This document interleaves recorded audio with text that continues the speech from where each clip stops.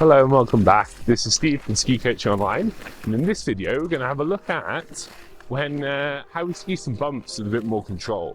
So here I am skiing down the piste, and whilst I'm skiing down, there's been some fresh snow around.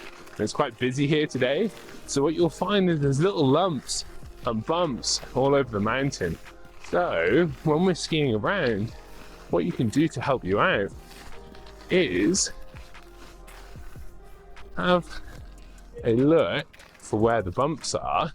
And what I want you to think is, if I put my feet to the bump, I can slow down, and then I want you to put your pole in top of the bump as you would a candle in top of a cupcake.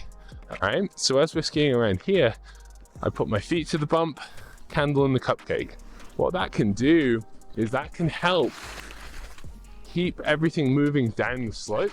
So I'm looking to always put my pole on top of the bump.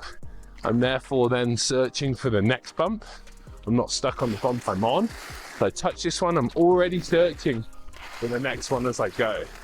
So I land on the bump and put the pole on top of the cupcake like I would a candle. So the reason for that is that pole will add a bit of stability.